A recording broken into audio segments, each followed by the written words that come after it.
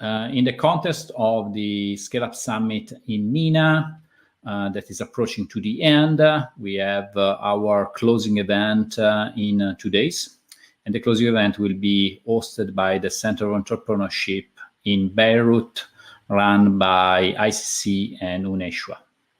And so today, I think is quite important to deep dive a bit into one of the most interesting ecosystems of the region, that is Lebanon. And I have the great pleasure to have with me today the CEO and chairman of Berytech, Maroun Chammas. Hi, Maroun. Good afternoon, Alberto. Thank you for having me on stage. I think I'm really happy to have this conversation today because, again, the MENA region is quite extensive. I can say a bit scattering. There are multiple ecosystems, none of them probably, except for the UAE, as the size of being a solid ecosystem. That said, there are many of them that are emerging and many of them that are start producing a lot of interesting innovation. And definitely Lebanon is one of them. Obviously, thinking about Lebanon and thinking about 2020 for Lebanon, again, 2020 started with the protests, then COVID came, and then has been the tragedy of the explosion of the Beirut Port. Again, an ecosystem that was on the way of emerging despite the overall economic turmoil that didn't help. Probably has been this progress has been in a certain way penalized. So I would like to use the time of our conversation today to tap from your experience and knowledge of the ecosystem to get an update in terms of where we are. But before starting, I would like probably also for the benefit of our audience to ask you to introduce yourself. I think you have a pretty long and extensive career, not just a focus on tech. Can you give us some short introduction of yourself? Sure. Again, thank you for having me. And I will try to answer at best and give you an overview of what's going on right now in Lebanon. In very simply put, I'm an entrepreneur. I finished my studies in Lebanon when I was young, and then I went to the United States for my engineering and my MBA in Boston University. And I graduated in 87, 88. And I came back to Lebanon. And I started the business with the family. The family owns and operates a large oil terminal. So we are in the import, storage, and distribution of refined petroleum products. And I'm the third generation of the family. In parallel also, in 1995, I had the opportunity to be the first company to introduce internet in Lebanon. And back then, nobody knew really the power of the internet. Today, things obviously have changed. And this led me to invest in several others, businesses that have to do with technology. And in around the year 2003, I was asked by the St. Joseph University, which is one of the oldest universities in the region and in Lebanon, to head their technology pole. And we created a technology pole. And at the time, it was an incubator and an accelerator of enterprises and small businesses. But then with the dynamic environment, it quickly changed to become a much more important institutions with a lot of pillars such as programs and funding and a lot of other facilities for the entrepreneurs.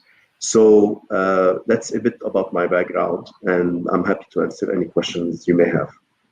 No, I think that is interesting because again, Berytech that now is, as you mentioned, if I got it right, was established in 2003, has over the time also evolved in terms of the service offered to support the local ecosystem and also to tackle the different problems that Lebanon as emerging ecosystem is facing. And I think might be interesting to first of all to understand what is the current activities performed by Berytech and how has been the evolution over time. I know that probably in 2008 you launched probably the first investment fund. It was a small 6 million fund, then has been expanded back in 2014, and now again there is a substantial amount of money invested into the ecosystem. And so what are the activities that are run by Berytech and what are the main goals? Okay, so we have two principal axes. The first axe is to host entrepreneurs that want to start up their business through the normal process, I would say, of incubation and acceleration. You know very well that today when a startup goes through the incubation period and through the acceleration, it has much higher chances of success because all the problems that normal companies face without having the possibility of a fallback in an environment that is controlled, such as an accelerator, most of the companies would fail. But when they go through the process of the incubation and the acceleration, let's say the chances of success are much higher because all the problems are avoided, or at least a majority of the problems are avoided. So this is, if you want, the basic offering that Berytech has. And we have 3 sites around Beirut, in Beirut. And these sites, each site is about 3,000 square meters. And we host about 50 companies in each site. So companies always range between anywhere from 3 people to many dozens of people. And this environment is a dynamic environment because companies learn from each other and they get the experience from each other and support and help each other. And obviously we have programs. Those programs, they are here to help and support the entrepreneurs. So we have specific programs. We have programs for minority, such as women that want to become entrepreneurs, and different programs for different people. Now, as time evolved, Berytech was able to shift from and to respond to the demand. So when we saw that supporting entrepreneur was not enough as a basic offering, let's say, we went into the first venture capital. And at the time, in 2006, it was to test and to see if Lebanese entrepreneurs and Lebanese startup can also become can also produce technology and not just be consumers of technology. And so we took the chances and we took a test, and we invested about $6 million in a dozen of small companies, and many of those companies now have been successful and have come through several rounds of financing. So we were able to demonstrate that the human being in Lebanon has capacity, and the capacity can, be served for productive purposes and not just consuming. So as time evolved, we saw that this model was a working model, and the central bank approached us, and we designed with the central bank a circular whereby companies in the IT sector were given the opportunity to expand through VC money, venture capital funding. So at the time, about 10 venture funds were incorporated around 2000 and let's say 2016, 2017, and more than $400 million were injected in the country by the central bank through a very interesting scheme with the commercial banks and with the support of VC venture capital experts. So these companies have produced a very large number of successful enterprises, and those enterprises today Just to give you an example, for instance, Anghami, I don't know if you've heard about them. Anghami is like Spotify. They just announced that they are going on the stock market in New York. So yes. Back a few years ago, this was a company that started in Lebanon that was not known by the public, and today they have millions and millions of subscribers to their service. So this is just to give you an idea, and there are endless stories, success stories of similar companies such as Anghami that are flourishing around the world. You know, just here also to make a parenthesis, Lebanese people, I would call them, they are the citizens of the world. And why is that? Because in Lebanon, you have about 6 million people residing in Lebanon. But the diaspora all over the world, the Lebanese diaspora, is in the millions. The last count was about 15 to 20 millions all over the world, spread into Central and South America, North America, Europe, Australia, and so on, and Africa, obviously. So all of these people left Lebanon because they were seeking for a better environment, better working environment, because, as I said, the country by itself is a very small country when you compare it to the possibilities of the Lebanese diaspora. So now the good side is that many of these people, either they return back to Lebanon when they retire, but they also, when they are not retiring, they are helping other companies and other people from abroad, either through their connection or through support, financial support or investment support.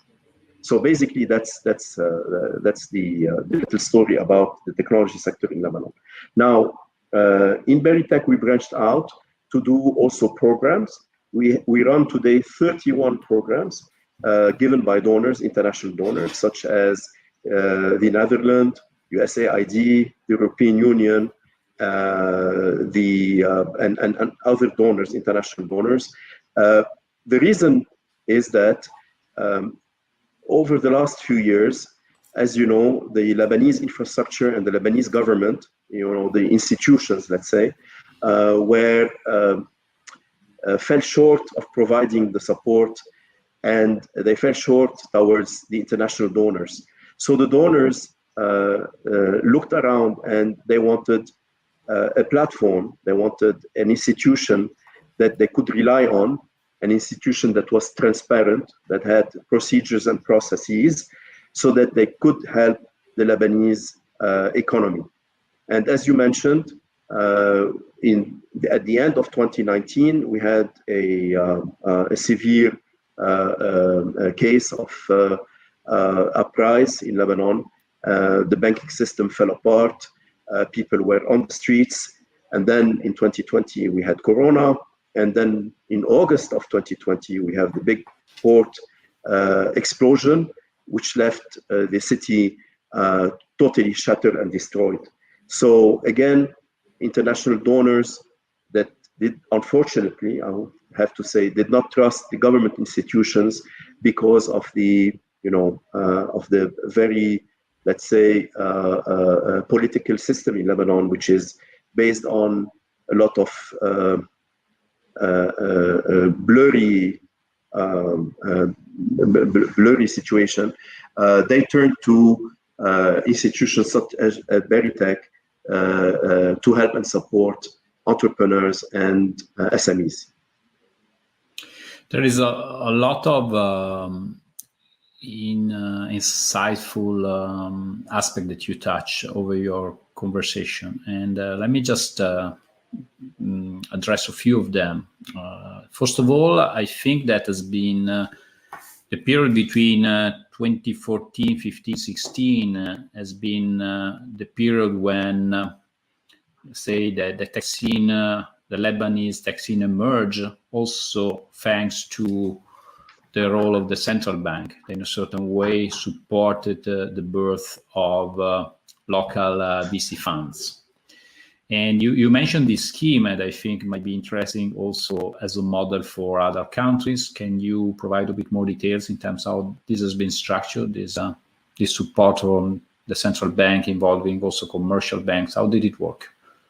Okay, I'll make it as simple as possible.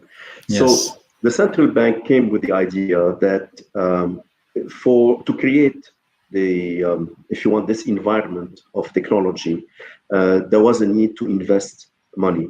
So as you know, the central bank, they don't deal directly with consumers or with companies. They go through, they created a vehicle to go through. I'm going to take off the headset because I can't hear myself. So they created a vehicle whereby they asked, or they gave the banks, they gave them the possibility of purchasing government bonds, okay, treasury bills, government bonds, and they gave them the interest of those government bonds ahead of time. And with the interest of the government bonds that the central bank gave, the banks were able to invest in venture capital funds, and the central bank asked them to give back 75% of the profit that were generated by the scheme, and to give back 50% of the profit, and they guaranteed up to 75% of the funds. So basically, they gave the bank the possibility of investing, not from their own money, but from the money of the central bank into venture capital funds.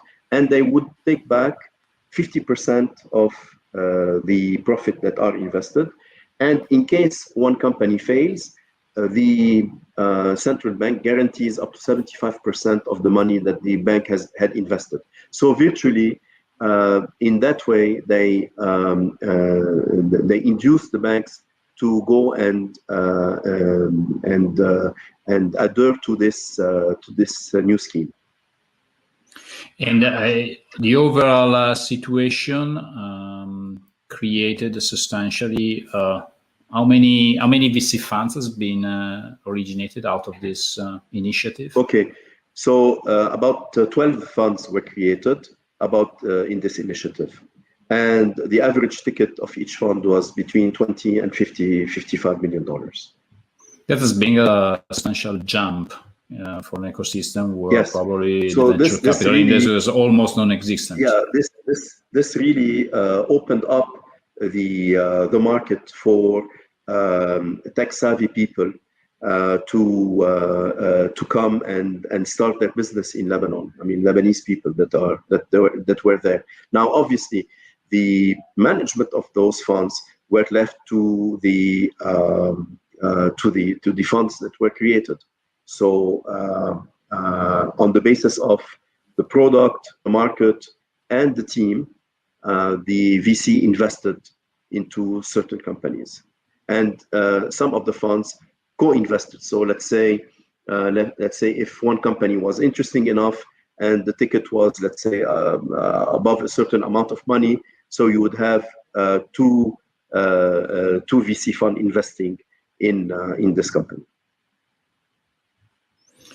That's interesting, because again, it looks to me that there's been a substantial step forward for the evolution of the ecosystem. And then, as you mentioned, come over 2019 and 2020, and probably the two combined years, again, economic deterioration of the country, plus 2020 that has not been particularly positive anywhere in the world, but has been specifically negative for Lebanon. And you're referring also to the tragedy of the explosion of the port of Beirut, has probably left a mark into this evolution process. So how does the Lebanese tech ecosystems looks like in 2021?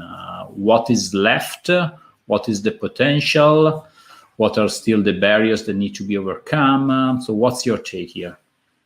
Okay, well, the matter is still unfolding. What I can tell you is, fortunately, we were quick to adapt. Let me give you some examples. First of all, as you know, the money that was deposited in banks, I'm talking about dollars, the dollars that were deposited in banks, were stuck in the banking system and the depositors were not able to withdraw money in real dollars, real banknotes. So there was this created something what we call the dollar with an L for Lebanese pound. So dollar for the dollar that are in Lebanon, and unfortunately, and this goes back to almost a year now.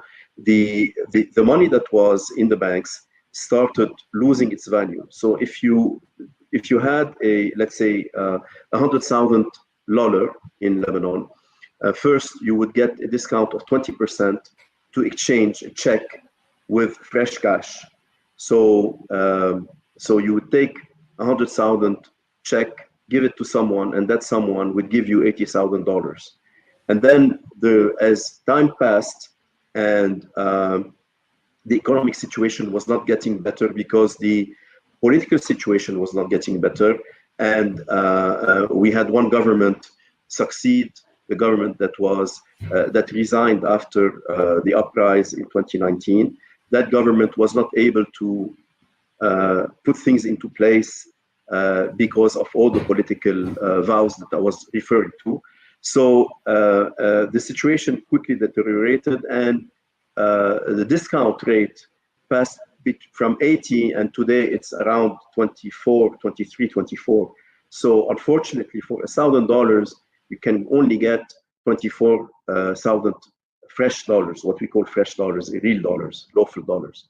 So this left the whole economy at a very, very poor state. Now, what happened is that a lot of entrepreneurs that had money in the banks, that had funded, that had received funds, either withdrew the money that was in the bank or start paying quickly things that they needed ahead of time. So they tried to not to lose with the currency devaluation.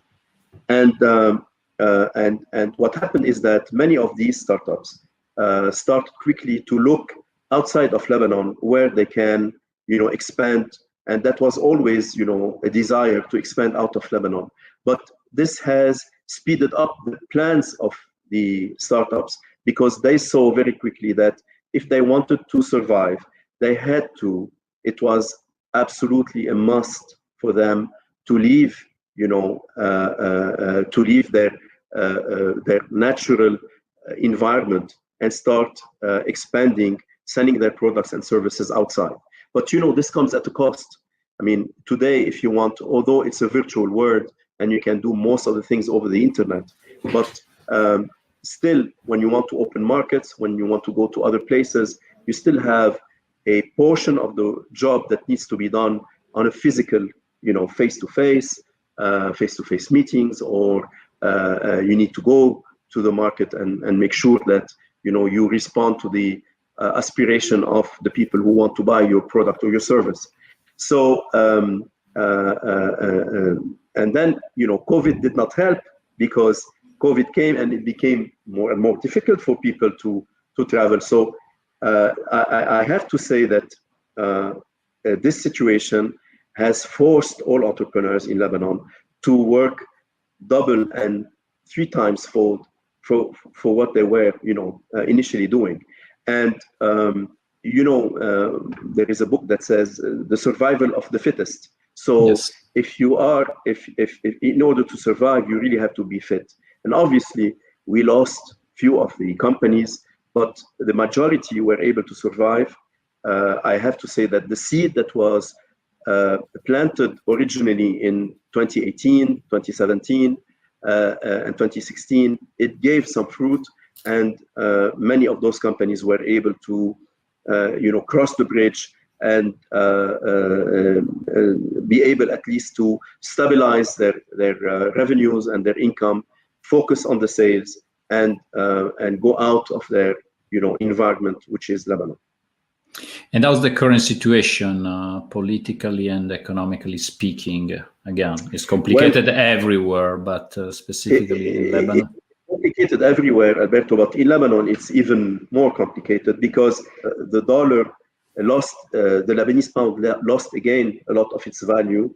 On Friday, for each dollar, you had to disperse 10,500 Lebanese pounds, but today it's close to 14,000 Lebanese pounds. So we lost 40% of the value of the Lebanese pound in just 3 days, which is totally unacceptable, and it's putting in peril the whole economy in Lebanon. That and everybody is putting a big question mark: will we survive this this horrible nightmare that we are facing? So, for instance, the salary, someone that used to get $1,000 is now getting $50 or $60, which is a total disaster. And I think that we are really at the verge of, I don't want to say collapse, but we are in a very, very difficult and very irritating situation. So people are struggling now. Situation in supermarkets, situation at gas stations, situation in pharmacies is very critical. Okay, everybody knows that part of it is due to political situation, and that if a government is formed, the situation, economic situation, will ease a bit. Obviously, it will not go back to where it was a year and a half ago, but it will certainly ease. Because today, what is required by the international community is to, one, form a government, two, to start the reforms that Lebanon has promised, three, to start the discussion with the IMF and the World Bank to put in place the all the reforms that were promised, so that the size of the government shrinks, the size of the public institutions shrinks, and that Lebanon can start again to be a productive country.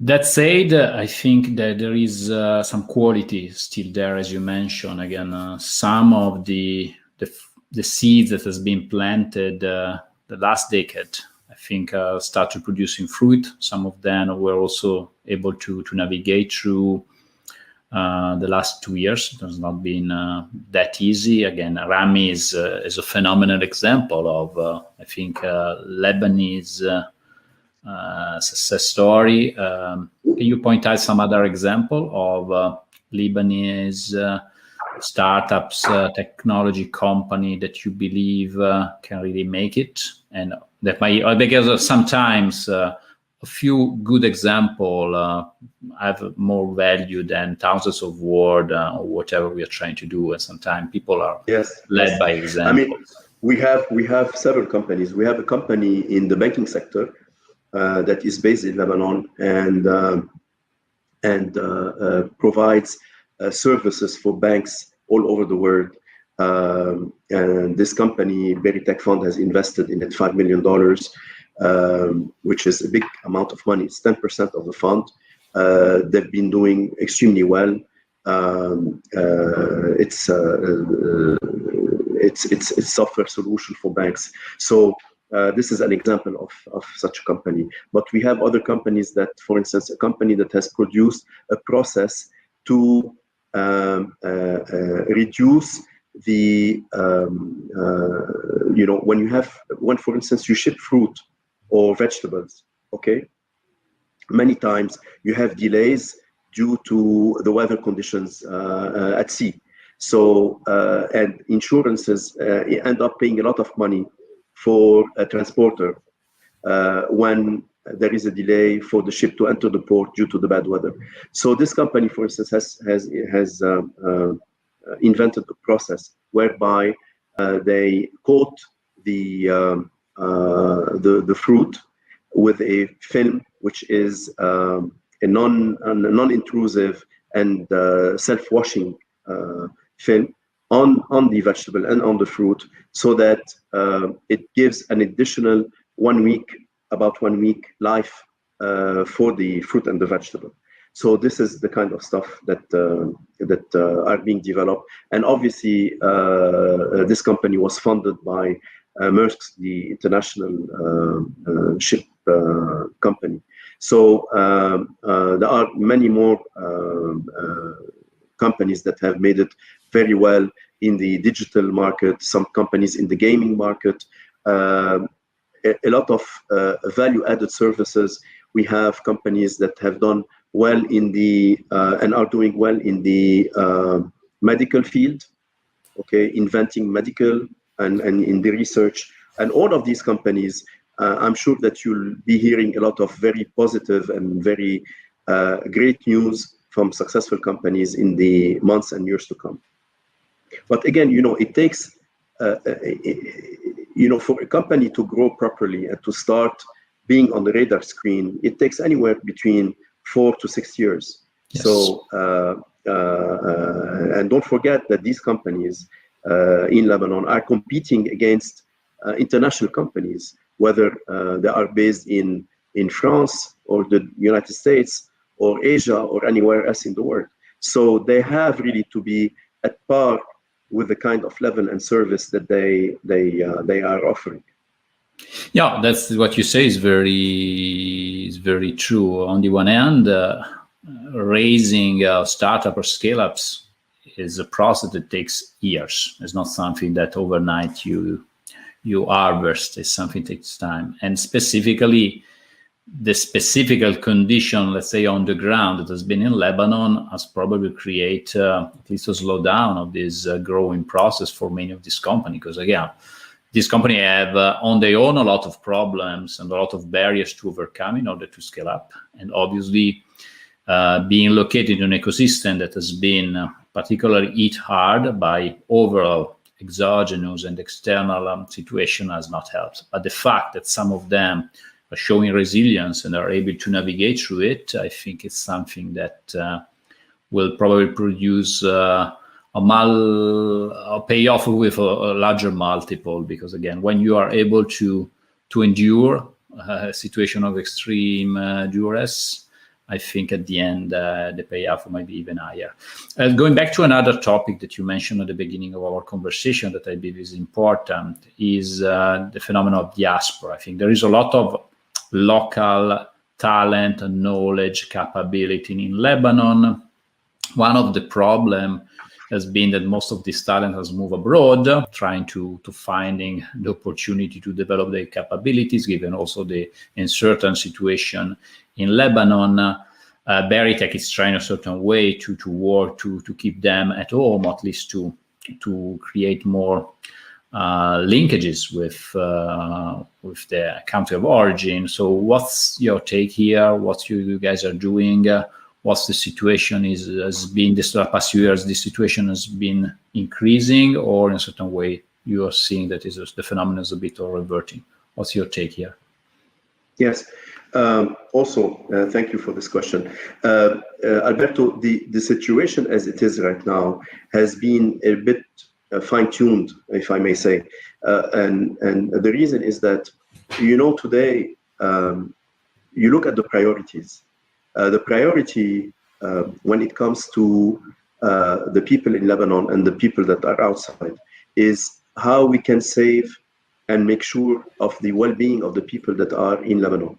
So in terms of priority, after the Beirut explosion and due to the hard times that the economy is going through in Lebanon, people are focusing on helping the people in most of the needs, and how people who have been left without homes, without windows and without a roof due to the explosion, hospitals that were destroyed, families that were shattered because they lost loved ones. We had more than 200 deaths. We had more than 10,000 people injured in Lebanon due to the explosion. And I can tell you that if it was not for the very brave medical people that we have in Lebanon, that were when the explosion happened, and I'm sure you saw some pictures, some doctors were at the same time looking after 5, 6, 10, 15 patients at one moment. So they were jumping from one patient to the other. And this has resulted in the savings of many lives. Because of the fact that those doctors were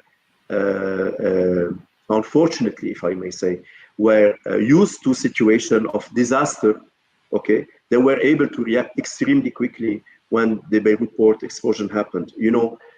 4 or 5 of the main hospitals in Beirut were hit by the explosion, and some lost almost 80% of the premises.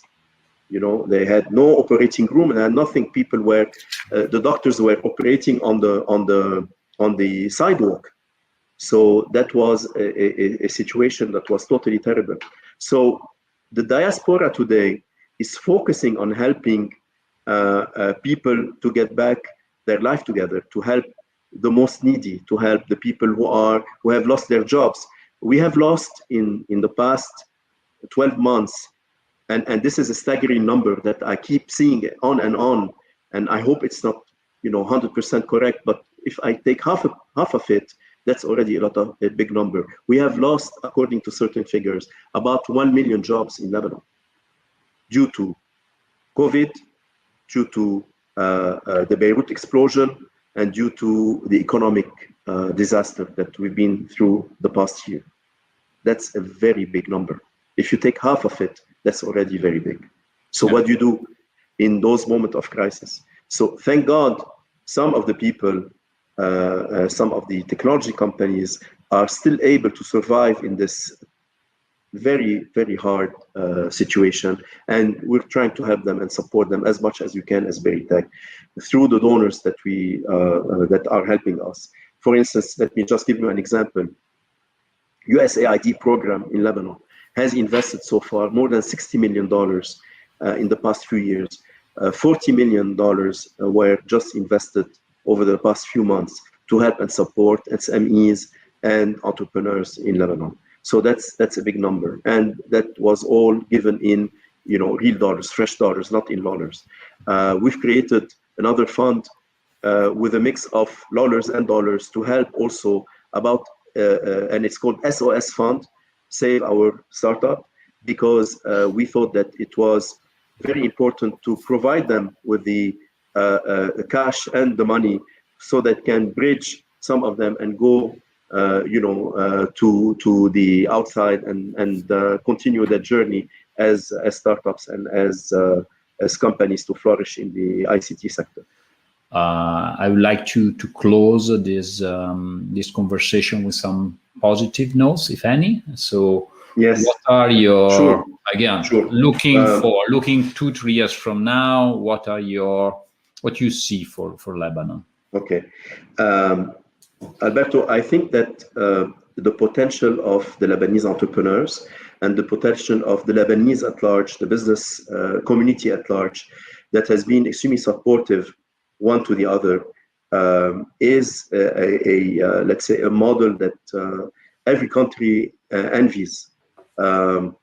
We would like, obviously, to see more of the Capital Business Solution, CBS, the company I mentioned that provides business solution to banks. We would like to see more of the Anramis of this world. The Lebanese economy and the Lebanese people went through very harsh times. The famine before World War I, and then World War I, World War II, the events of 1975, events of 1982, 86, again in 2006. So we've gone every 15, 20 years, we go through very difficult conditions. I hope that this time it's going to be the end of the misery of in the modern history of the Lebanese. I still believe that the Lebanese economy is vibrant and it's small at the same time. So the remedies are there. The will to apply what needs to be done is a necessity. We don't have anymore the luxury of time. We've been burning, unfortunately, and our deficit is $100 billion.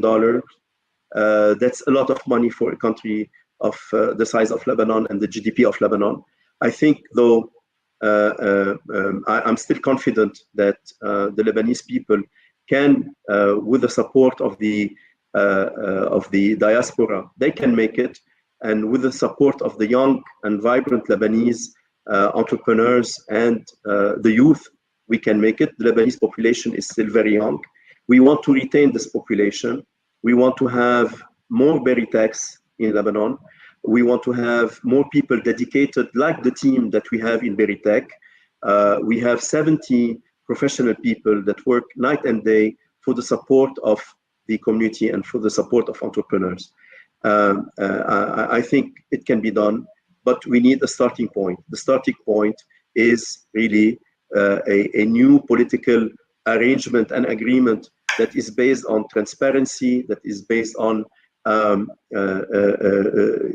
put the state and the people at the forefront, and not to focus on oneself and the community and the personal community of each party and each religion. So I think this is what needs to be done, and hopefully we can make it and survive and rebuild Lebanon.